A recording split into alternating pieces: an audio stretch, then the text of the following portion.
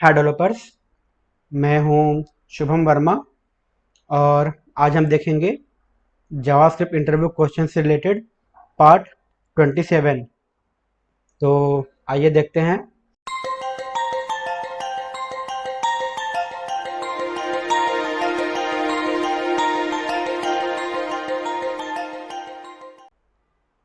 तो हमारा पहला क्वेश्चन है, why should we use debouncing and throttling in JavaScript. तो आपने एक टर्म सुना होगा डी बाउंसिंग एंड थ्रोटलिंग का। तो इसका क्या यूज होता है जावास्क्रिप्ट में? सो जनरली एक्चुअली इसका यूज जो किया जाता है वो सर्वर साइड पे किया जाता है। जैसे जब हम लोग नोड जेएस पे प्रोग्रामिंग करते हैं तो वहाँ पे इसका ज़्यादा यूज़ किया जाता है। ठीक है। सो अब बात करते हैं इसका यूज होता क्यों है। तो सपोज आपने कोई एपीआई बनाई या फिर आपका कोई यूआरएल है, ठीक, और उस यूआरएल पे जैसे हम लोग नॉर्मली कोई यूज़र आता है, वन टाइम क्लिक करता है या फिर टू टाइम क्लिक करता है और वो अपना ऑपरेशन परफॉर्म करता है और उसके बाद वो अपना अगला ऑपरेशन परफॉर्म करता है। बट कभी कभी क्या होता है कि कुछ यूजर ऐसे होते हैं जो कि आपके उस पर्टिकुलर यूआरएल पे या फिर उस पर्टिकुलर एपीआई पे मल्टीपल टाइम क्लिक करते हैं। ठीक है। इससे होता क्या है कि जो हमारा सिस्टम है या फिर जो हमारा सर्वर है वो काफ़ी ज़्यादा बिजी हो जाएगा और काफ़ी ज़्यादा वो हैवी होने की वजह से होगा क्या कि कभी कभी हमारा सिस्टम जो होता है वो क्रैश भी कर सकता है।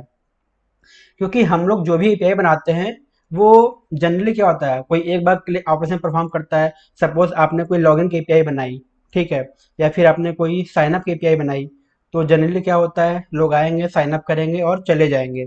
उसके बाद वो अगला जो भी उनको एक्शन परफॉर्म करना होगा वो अपना एक्शन परफॉर्म करते हैं। लेकिन कभी कभी होता क्या है कि कुछ अटैकर जो होते हैं वो आपके लॉगिन के एपीआई पे या आपके साइनअप के एपीआई पे या फिर कोई ऐसी एपीआई पे जिसका डायरेक्ट कनेक्शन आपके डेटाबेस से है, जो कि आपके डेटाबेस में एंट्री करता है। तो उससे होता क्या है कि जब वो मल्टीपल टाइम उस यूआरएल को क्लिक करेंगे या फिर उस एपीआई को क्लिक करेंगे तो आपका जो डेटाबेस में एंट्री है वो मल्टीपल टाइम तक होती रहेगी। सॉरी। तो इससे होता क्या है कि हमारे डेटाबेस पे तो लोड पड़ता ही पड़ता है, साथ साथ हमारे सर्वर पे भी लोड पड़ता है। और जो हमारा सर्वर का जो सीपीयू यूटिलाइजेशन होता है वो काफ़ी ज़्यादा बढ़ जाता है। इससे होता क्या है कि हमारा कभी कभी सर्वर जो होता है वो क्रैश कर जाता है। ठीक। तो इस चीज़ से बचने के लिए हम जो डेवलपर्स होते हैं वो D bouncing and throttling technique का यूज करते हैं। तो D bouncing and throttling technique जो होती है वो क्या करती है कि जो भी हमारी एपीआई है वो उस पर एक लिमिट लगा देती है। ठीक। कि आप जो है इस पर्टिकुलर लिमिट से ज़्यादा आप किसी एपीआई पे क्लिक नहीं कर सकते, या फिर आप इस पर्टिकुलर एपीआई को इतने समय के बाद, अगर आपने फर्स्ट टाइम क्लिक किया तो इतने समय के बाद ही आप उस पर दोबारा क्लिक कर सकते हैं। तो ये काम करता है मेरा डी बाउंसिंग और थ्रोटलिंग। ठीक है। अब हम अगले क्वेश्चन में देखते हैं। तो अब यहाँ पे हम देखते हैं कि व्हाट इज थ्रोटलिंग। अब थ्रोटलिंग होता क्या है। ठीक है।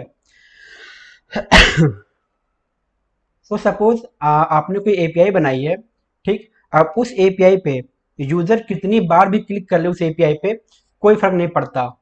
ठीक। सपोज आपने एक एपीआई बनाई, ठीक, और उस एपीआई पे आपने एक थ्रॉटलिंग को अप्लाई कर दिया। थ्रॉटलिंग एक कंडीशन होता है जो कि एक समझ लो कि आप रेगुलर इंटरवल पे एपीआई को इनेबल करता है। ठीक है।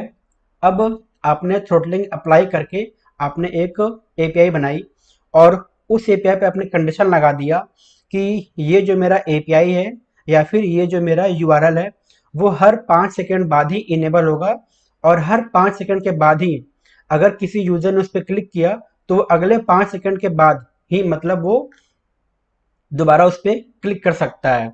ठीक है। तो ये होता है हमारा थ्रॉटलिंग।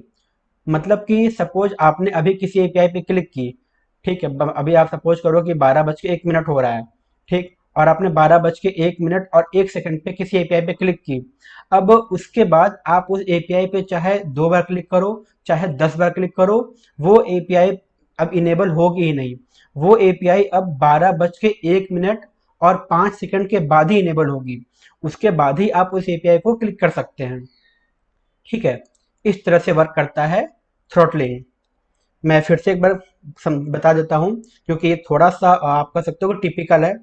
तो फिर से भी एग्जांपल देता हूँ कि सपोज आपने आपकी एक एपीआई है और उस पर एक यूज़र ने 12:01 और 1 सेकंड पे बटन पे क्लिक किया, मतलब उस एपीआई को या फिर उस यूआरएल पे उसने क्लिक किया। अब उसके बाद वो यूज़र उस एपीआई या यूआरएल पे चाहे वो 10 बार क्लिक करे, चाहे वो 50 बार क्लिक करे, उस पर कोई फर्क नहीं पड़ने वाला है। क्यों? क्योंकि हमने वहाँ पे लिमिट लगा रखा है कि इस एपीआई को एक यूज़र एक ही बार क्लिक कर सकता है। दोबारा अगर उसको क्लिक करना है तो उसको 5 सेकंड बाद ही वो इनेबल होगा और वो क्लिक करेगा। तो इसका मतलब क्या हुआ कि अब दोबारा जब वो एपीआई पे क्लिक करेगा तो वो 12:01 और 5 सेकंड के बाद ही वो क्लिक करेगा। ठीक है, तो ये मेरा होता है थ्रॉटलिंग। अब देखते हैं व्हाट इज डीबाउंसिंग। डीबाउंसिंग क्या होता है? तो डीबाउंसिंग भी मेरा सेम थ्रॉटलिंग की तरह ही टर्म होता है। ये भी हमारे एपीआई पे रेट लिमिट को लगाने के लिए यूज किया जाता है, लेकिन इसका जो काम करने का तरीका है वो थोड़ा सा अलग है। ठीक है, हम लोग फिर से पिछली एग्जाम्पल तरह समझते हैं। जैसे थ्रॉटलिंग में क्या था कि अगर किसी यूजर ने 12:01 और 1 सेकंड पे अगर उसने एपीआई पे क्लिक किया तो अगला जो एपीआई एक्टिव होगा वो 12:01 और 5 सेकंड पे एक्टिव होगा, तभी उसको क्लिक कर सकता है। उसके पहले वो कितनी बार भी क्लिक कर ले कोई फर्क नहीं पड़ता। ठीक है, अब आते हैं डिबाउंसिंग पे। एग्जाम्पल समझते हैं डिबाउंसिंग कैसे वर्क करता है।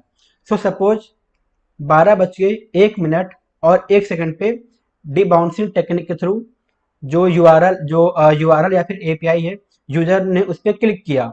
अब वो कंटिन्यू क्लिक पे क्लिक किए जा रहा है और वो क्लिक करते करते 12:01 और उसने 3 सेकंड ले लिया। ठीक है, उसने 12:03 तक क्लिक करता रहा वो, मतलब फर्स्ट टाइम उसने 12:01 पे क्लिक करना स्टार्ट किया और वो 12:01 और 3 सेकंड तक ही वो क्लिक करता रह गया, उसने स्टॉप नहीं किया। तो अब डिबाउंसिंग क्या करता है कि यूजर जब क्लिक करना स्टॉप करता है उसके 5 सेकंड बाद ही वो एपीआई इनेबल होगा। मतलब अब क्या होगा कि यूजर ने 12:01 और 3 सेकंड तक एपीआई को कंटिन्यू क्लिक किया, तो अब 3 सेकंड बाद उसने क्या किया, एपीआई को क्लिक करना उसने स्टॉप कर दिया। तो अब अगला जो एपीआई इनेबल होगा वो 12:01 और 8 सेकंड पे इनेबल होगा।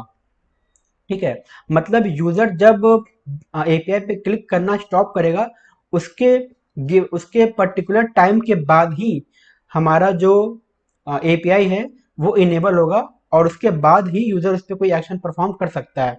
तो ये होता है हमारा डीबाउंसिंग। ठीक है, तो उम्मीद करता हूँ आप लोग समझ गए होंगे। मैं फिर से एक बार समझा देता हूँ कि थ्रॉटलिंग और डिबाउंसिंग में क्या फ़र्क होता है। थ्रॉटलिंग में क्या होता है कि हम उसको पर्टिकुलर एक समय दे देते हैं कि आपको हर 5 सेकंड बाद आपकी एपीआई इनेबल होगी और हर 5 सेकंड के बाद आप एपीआई पे क्लिक कर सकते हैं। ठीक है, ये होता है मेरा थ्रॉटलिंग। डिबाउंसिंग क्या होता है? ये बोलता है कि जब आप क्लिक करना स्टॉप करेंगे उसके 5 सेकंड बाद ही ये इनेबल होगा। ठीक है, ये होता है मेरा डिबाउंसिंग। तो आज के लिए बस इतना ही। अगर आपको ये वीडियो पसंद आए तो प्लीज़ लाइक, शेयर और सब्सक्राइब जरूर करें। आपका वीडियो देखने के लिए बहुत बहुत धन्यवाद।